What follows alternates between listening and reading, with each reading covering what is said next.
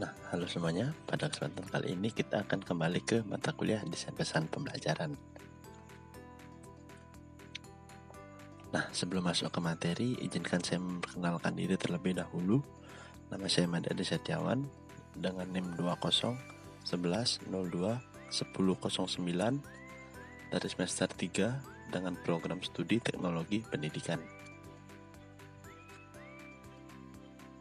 Nah, untuk materi yang pertama itu yang kita bahas adalah pengertian estetika.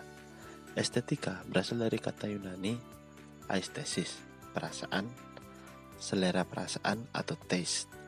Nah, Mundro dalam Pujiyanto 2005 mengatakan bahwa estetika adalah cara merespon terhadap stimuli, terutama melalui persepsi indera, tetapi juga dikaitkan dengan proses kejiwaan seperti asosiasi, pemahaman, imajinasi, dan emosi. Nah, untuk materi yang selanjutnya ada tema desain grafis. Nah, tema desain grafis ini ada beberapa, di antaranya yang pertama itu rasional.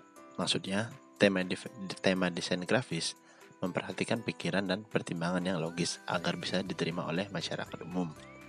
Lalu yang kedua, humor dan jenaka. Nah, penampilan humor dan jenaka merupakan strategi mencapai sasaran komunikasi desain grafis untuk memicu perhatian terhadap yang dikomunikasikannya. Yang ketiga, rasa takut.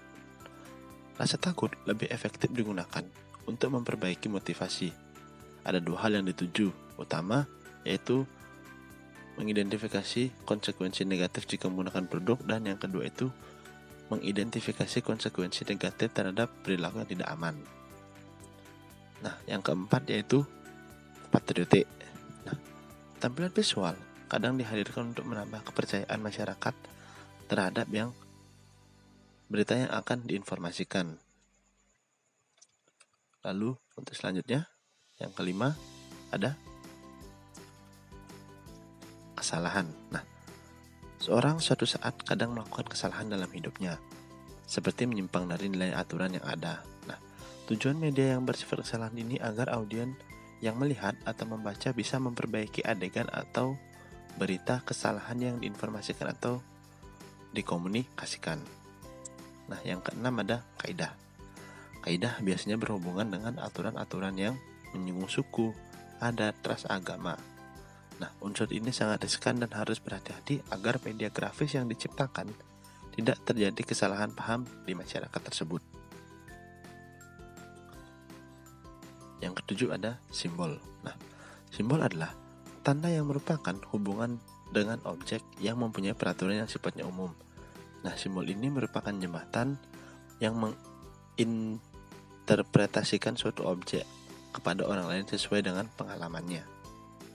Nah, yang kedelapan itu ada pengandaian. Pengandaian ini merupakan harapan atau angan-angan ke depan sebuah tujuan. Nah, pengandaian ini merupakan sebuah impian yang seakan-akan menjadi kenyataan.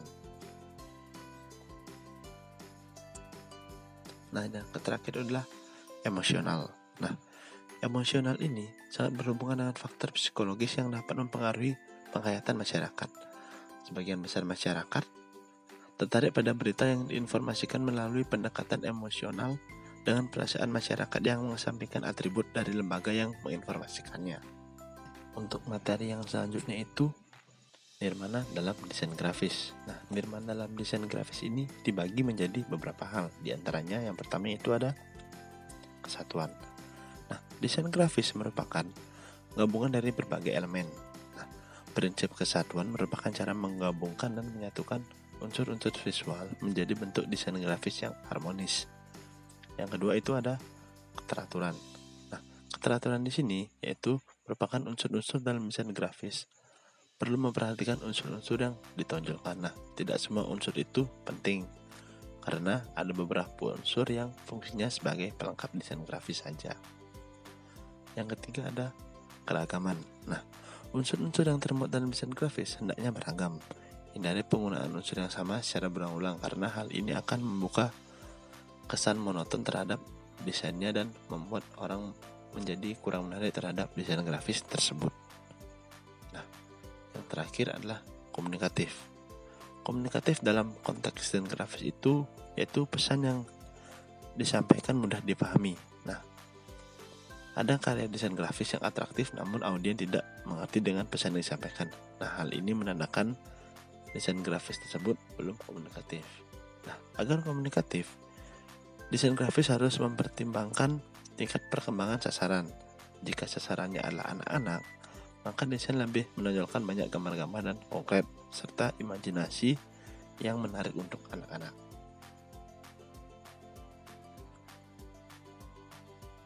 Nah, sekian saja pemaparan materi terkait desain pesan pembelajaran kali ini. Jika ada salah kata dalam pengucapan, saya mohon maaf yang sebesar-besarnya. Sekian dan terima kasih.